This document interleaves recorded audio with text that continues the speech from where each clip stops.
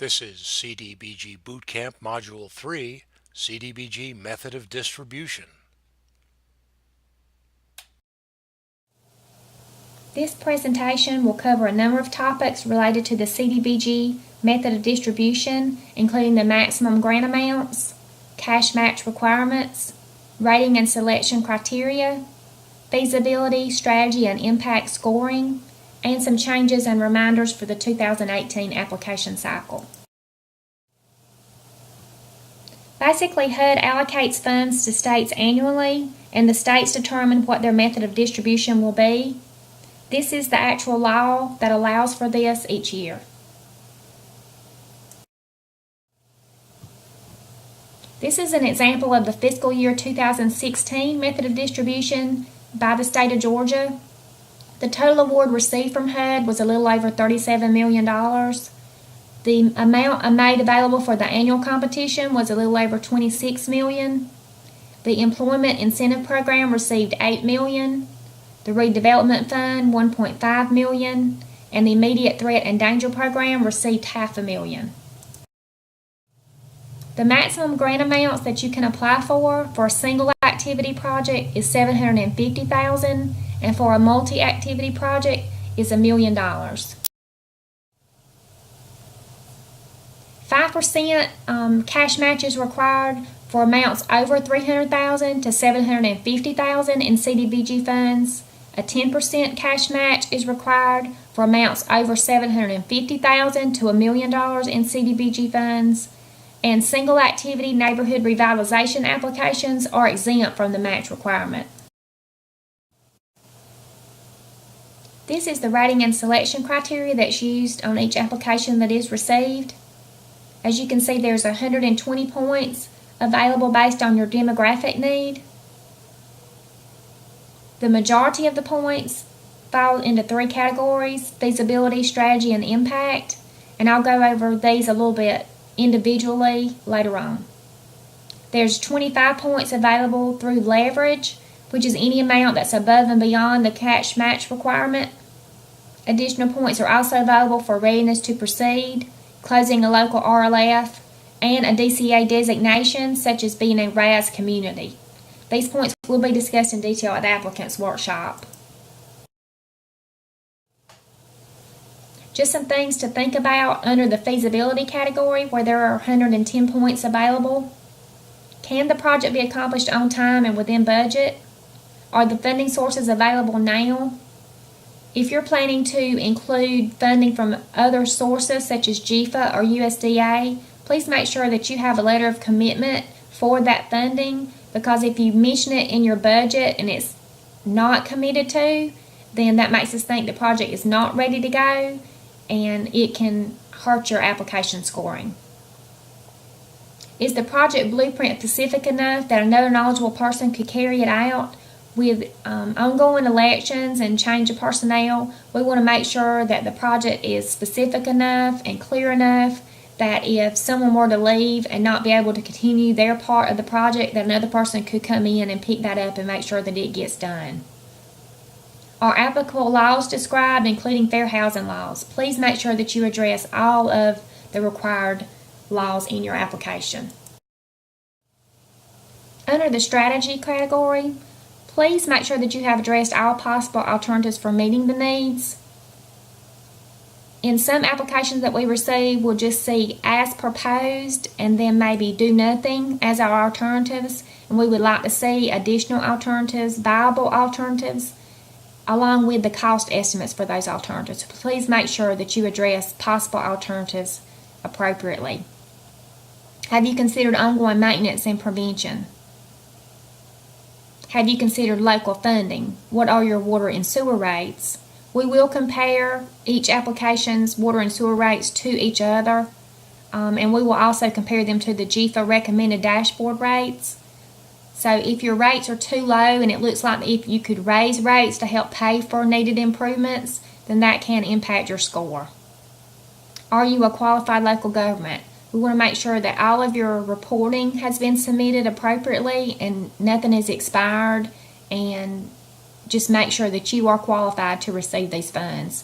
if anything is behind or if you're out of compliance, then this could actually make us reject your application, and we do not want that to happen. Under impact, how much of the identified need will be eliminated? We want to make sure, if at all possible, that we are addressing all of the identified needs. If some of the resident letters are mentioned that they're having really bad water quality, in addition to sewer issues, but the application is a sewer application, then we may question how the water needs are going to be eliminated. So please address that in your application. If another need is identified, then please just let us know you're planning to address that at a later date, and just make sure that you have addressed each of the identified needs. How many people are benefiting? Please make sure that your cost per person is reasonable. If you're applying for $500,000, but you're only going to be serving 10 households, and we have another application for $500,000 that's going to be serving 100 households, we're going to compare those, and so that may cause you to lose points. So please just address your cost per person and make sure that it looks in line. What is the extent of benefit to LMI income persons? We want to make sure that LMI income citizens are receiving the majority of the benefit. If you're planning to apply for a health department building, but it looks like over half the building will be used for office space and not serve any of the clients, then we're going to question that. We want to make sure that the maximum benefit goes to all LMI individuals. Is quality of life improved? This is the bottom line for your impact score. If it looks like this application will help improve the lives of the citizens in the area, then that's what we want to see, and that will cause you to receive your maximum points under impact. Under strategy, your target area selection, please convince us that the investment we make is worthwhile for the long term and for the long-term benefit of the residents. For multi-activity projects, note that applicants are expected to address 100% of the target area's community development needs with CDBG and other funding sources or other resources.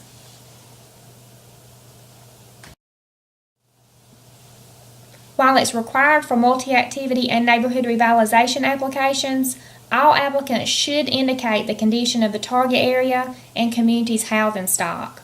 Please include the number and percentage of standard, substandard, and dilapidated housing units. Give us a how and why the target area was chosen, keeping concentration maps in mind.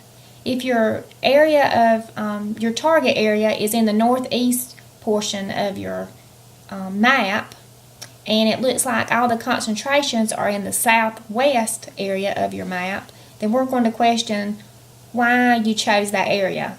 And there may be a very good reason. It may be the highest need. That may be where, the funds need to be put. But please just address that, explain it to us, and then there won't be any question during the review process. You can receive 5 bonus points for closing a local RLF. Please make sure that your RLF is in compliance by July 1st for your CDBG application to be scored.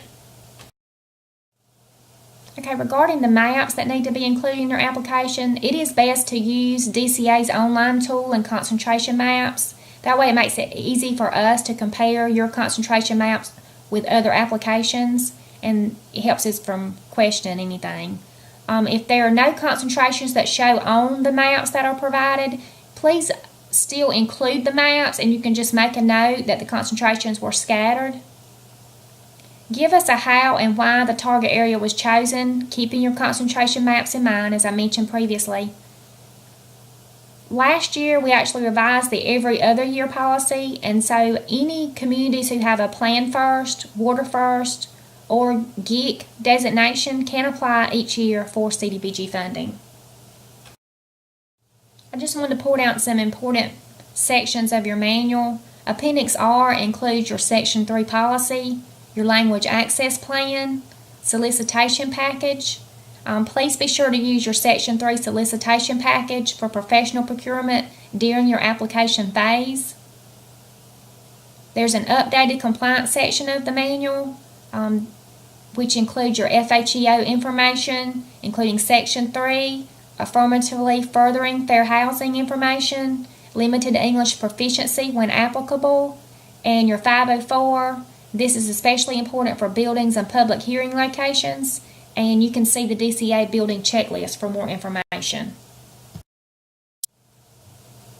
If you're planning to apply for CDBG but you haven't decided what you'll be applying for yet, there are several sources of ideas for project development.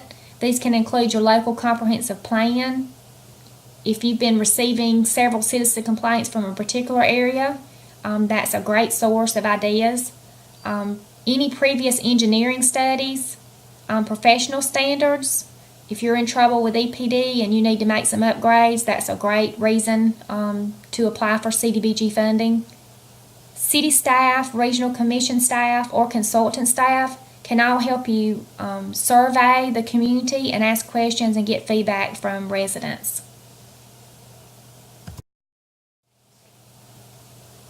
And just to recap some of the subjects that we've discussed, community development is money invested to improve the quality of life of residents. Proposed activities must be grouped together in a meaningful way. There are many sources for ideas for projects. Please be sure to address all strategy, impact, and feasibility issues. Projects must address the needs of LMI persons or households. There's lots of eligible activities, and some activities are ineligible, such as city office space. Submit completed applications on time. Discuss the project with DCA staff. And please remember that a project may be eligible but may not be competitive, and there is a big difference.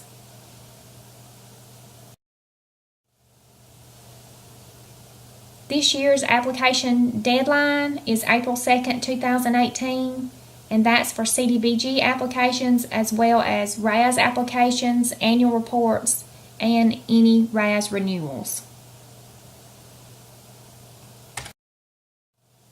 If you have any questions regarding this topic, please submit those questions via email to cdbg.biz@dca.ga.gov. Please use the subject line Boot Camp Questions, and we will provide answers in reply and at the workshop.